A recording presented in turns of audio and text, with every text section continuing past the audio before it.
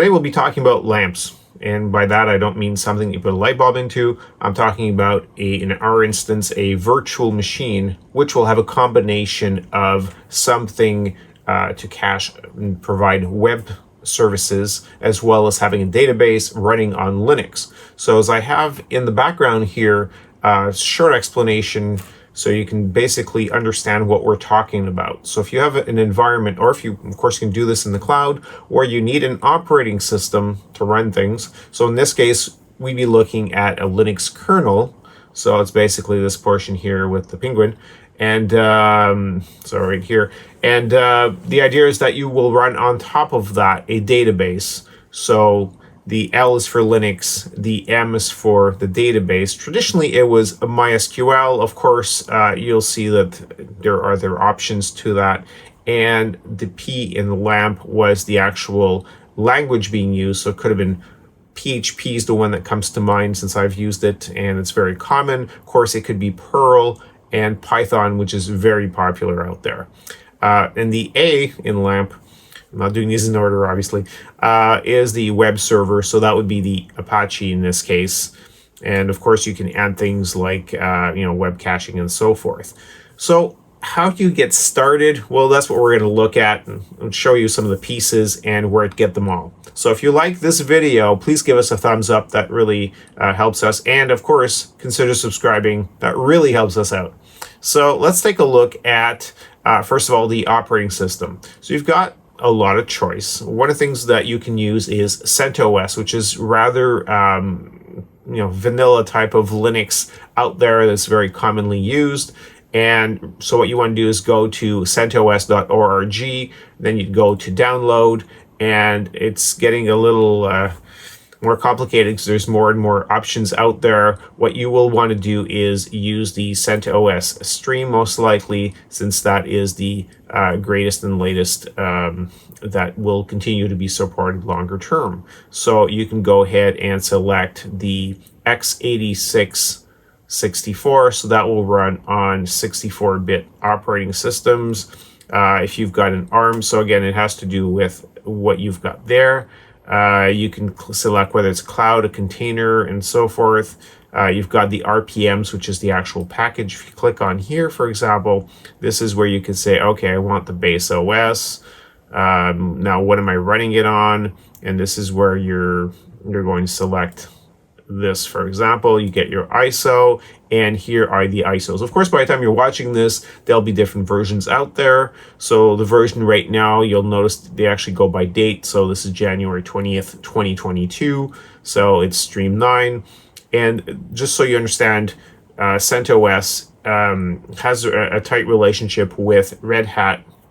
So that is related to that. There are some other ones out there as well. You could look at Ubuntu, for example, and this is another one that I've used before and I enjoy using. Click on download. So Ubuntu server. So you want the server, not the desktop. Of course, you do want to play with these. You can certainly install a desktop on a virtual machine or on your computer if you feel so inclined. Set it up and go to lunch and have fun with it. So you just click on get the Ubuntu server. When you install it, of course, you have the option of installing a GUI, which might help you or should help you as you're starting off if you're not too familiar with Linux. Familiar is a big word. There's a lot of instructions out there as how to set these up. So there are some commands, but you can follow step by step. There's a lot of YouTube videos on how to do that. And so you can do that. Anyway, so you get this. Next, you're going to want the Apache. By the way, depending on which flavor you're getting of the Linux, there are ways to easily set up Apache without going off and downloading it separately from here. But I just wanted to show you where some of the documentation was. So that would be apache.org. And in this case, the database as well. You'll notice that some of the distributions of Linux out there will have potentially a very simple way of installing a database, such as MySQL. Now, when you go to MySQL, there is a community version here, which is, this is the server. And as you can see, you could also run MySQL on Windows Server. You could run it on, and this is where you go down this list and you say, okay, what kind of operating system will I be installing this on? And this, for example, if you just downloaded Ubuntu, you could say Ubuntu Linux, and then you would go and download the version that you want.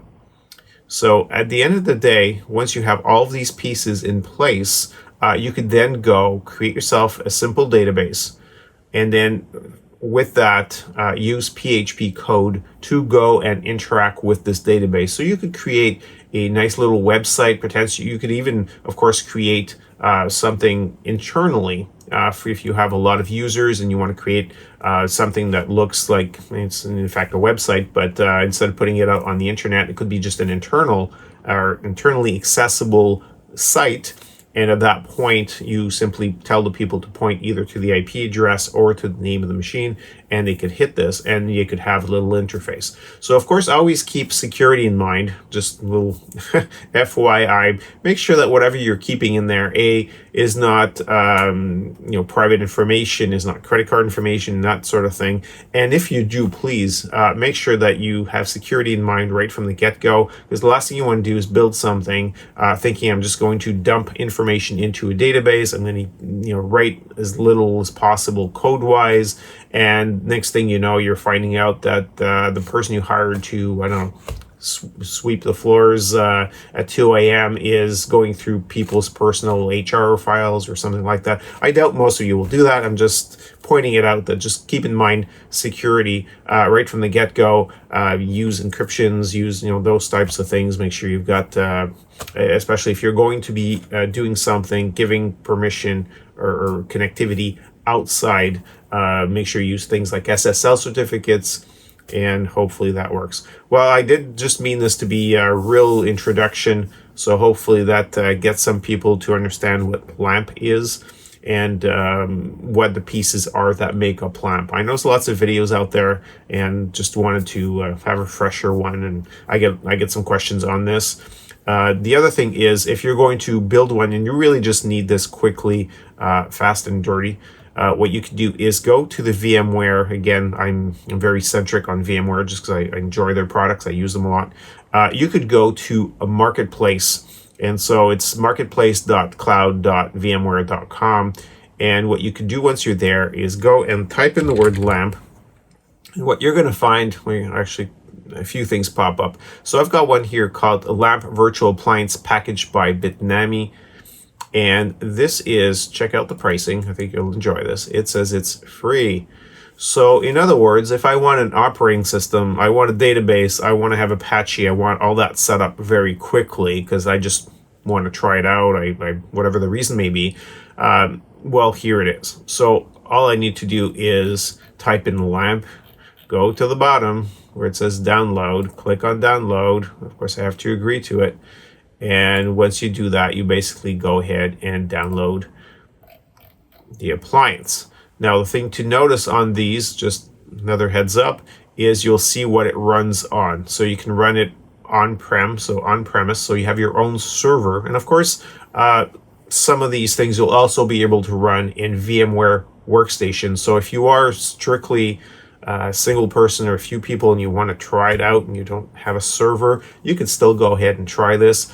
What's really nice about LAMP and Linux is, of course, if you have very little processing power needs and so forth, if you're doing something relatively small in scale, then you don't need to have a heavy-duty server in the background. So you may be able to run this on a desktop potentially, or if you do have a server, it won't necessarily suck up a lot of your resources, processor, memory, and disk space. Of course, it can scale to a certain degree. And, I know some large firms that use these. Of course, hopefully if this is your first project, don't expect to make a website that will handle 100,000 necessarily transactions per second.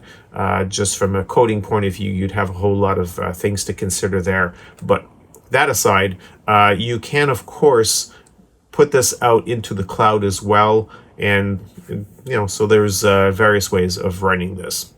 So I hope this was useful. I'm Bob Pellerin, CTOBOB. Please leave comments below. And of course, you can always reach us at www.ctobob.com, and we'll see you in the next video. Thanks for watching.